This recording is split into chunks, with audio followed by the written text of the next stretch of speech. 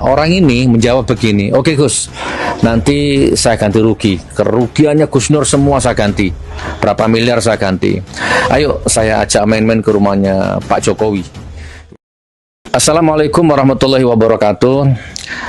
Akhirnya saya harus menanggapi fenomena ya, kehadiran Bang Egy Sujana dan Bang Damai Lubis yang sowan ke rumahnya mantan Presiden Jokowi.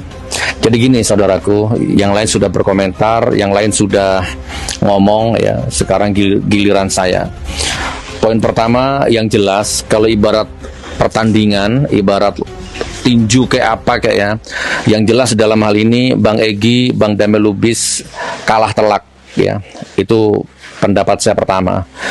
Beliau kalah telak oleh Jokowi 1-0, bahkan 10-0, bahkan mungkin 1000-0 ya, kalah telak, dan kekalahannya ini tercatat dalam sejarah.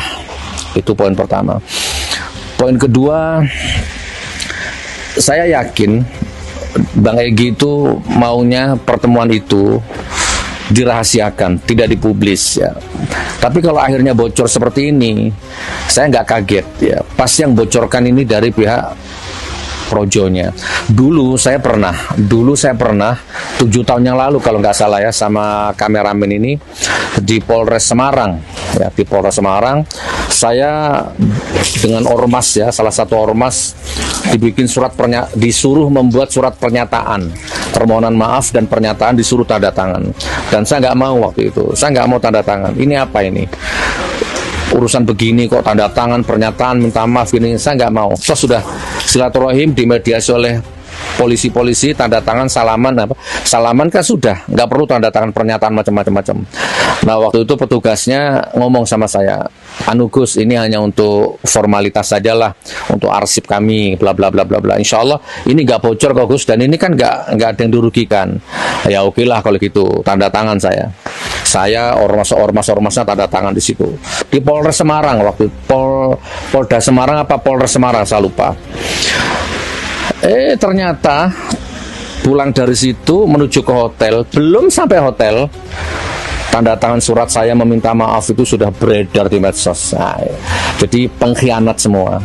Jadi mungkin Bang Egy ini ngalami juga ini, ternyata dibocorkan juga video-video yang bukan untuk konsumsi publik. Oke, itu yang kedua. Yang ketiga,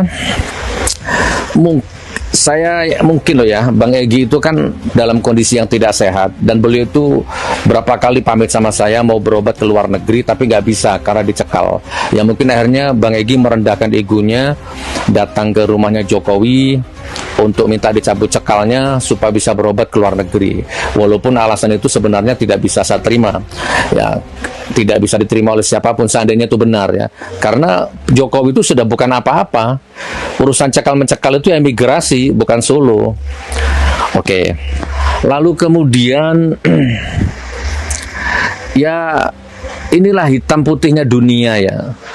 Sekarang putih, besok hitam, sekarang putih. Itu begitu, hati orang berubah. Ya memang begitu ya. Saya belum bisa menyampaikan Bang Egy ke level pengkhianat, belum ya. Saya belum bisa, tapi intinya saya kecewa saja ya dengan kejadian itu. Oke, yang kemudian gini teman-teman. Inilah ini skema ya, atau cara atau strategi politik pecah belah. Ya begini nih. Ini mahir mereka ya.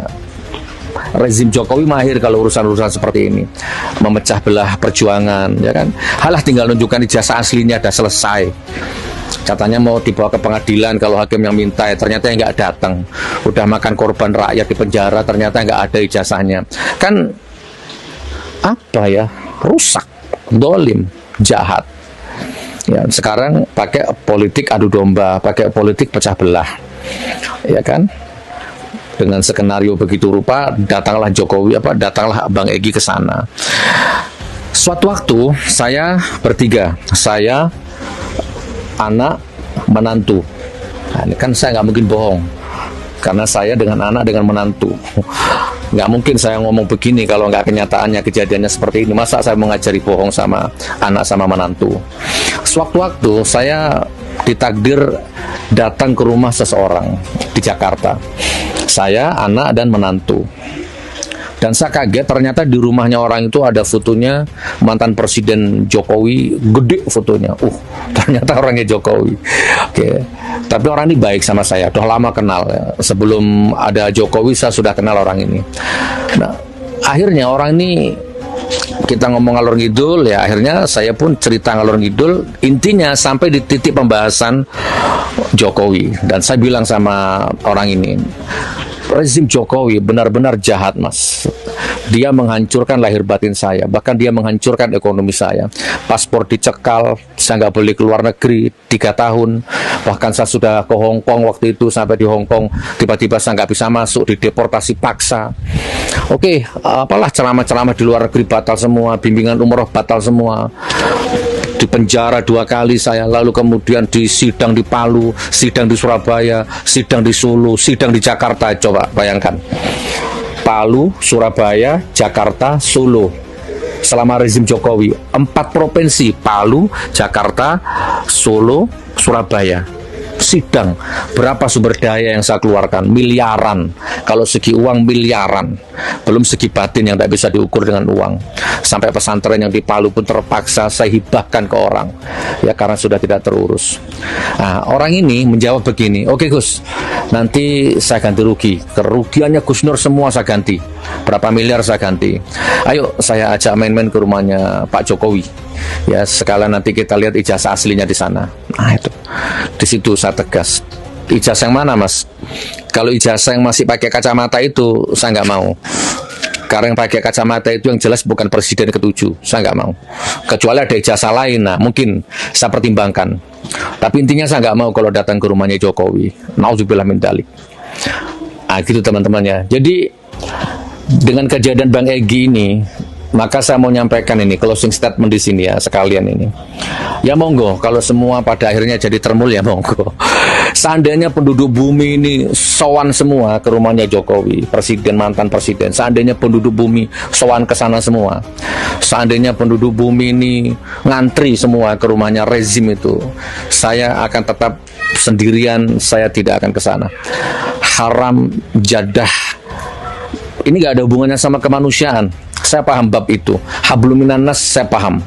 Ini gak ada hubungannya. Ini adalah hujah ya, hujah politik, hujah etika, hujah estetika, hujah perasaan, ya kan, hujah kedoliman, kemunafikan, kebangsatan, kebejatan, kebohongan, kedustaan. Kalau Jokowinya terserah, sesama hablum minan nas gak ada masalah. Ya, tapi secara perjuangan, apalagi secara perjuangan, secara sejarah, secara histori, secara etika, adat, adab, secara apalah ya, saya nggak akan ke sana sampai mati. Boleh catat omongan saya. Jangankan disuruh, jangankan gratis, dibayar pun saya nggak mau. Catat omongan saya. Jadi kalau ada orang ngomong saya oposisi dunia akhirat, nah, sekarang ternyata enggak. Lalu ada Bang Egy, bagaimana dia membantu saya berjuang jadi lawyer saya di sidang, macanya persidangan, palsu jasanya, tiba-tiba sekarang merapat apapun alasannya, sowan apapun alasannya. Ya monggo Bang Egy, monggo Bang Dame, siapapun monggo, silakan. Saya enggak. Catat omongan saya. Karena ini antara hak dan batil. Di mata saya rezim. Bukan Jokowi, rezim Jokowi. 10 tahun yang lalu di mata saya pengkhianat. Pengkhianat Allah, pengkhianat rakyat, pengkhianat bangsa, pengkhianat negara. Dan saya dirugikan lahir dan batin. Maka haram hukumnya saya bertoleransi dengan kemunafikan, kedustaan, kebobrokan rezim seperti itu. Catat omongan saya. Silakan. Jadikan saya termul kalau bisa. 1 triliun per hari itu. Nauzubillah min dzalik. Lebih baik saya miskin, ya, perkalang tanah miskin, daripada saya mengkhianati hati nurani, daripada saya mengkhianati umat, teman, sahabat, keluarga. Bahkan kalau bisa dengan kejadian ini untuk anak-anak saya, jangan jadi pegawai negeri. Jadi ustadzah, jadi ustadz, jadi pengusaha, jadi wirausaha. Jangan jadi pegawai negeri. Ya, biar kalian tidak berinteraksi, entah langsung tidak langsung, dengan rezim terkutuk laknatullah itu. Saya kecewa Bang Egi ya, saya kecewa Bang Damai Lubis. Dan untuk Bang Damai Lubis, saya mohon maaf, nomornya Anda sudah saya blokir. Izin ya, mohon maaf. Salam hormat sebagai orang tua, tapi nomor Anda sudah saya blokir. Assalamualaikum warahmatullahi wabarakatuh.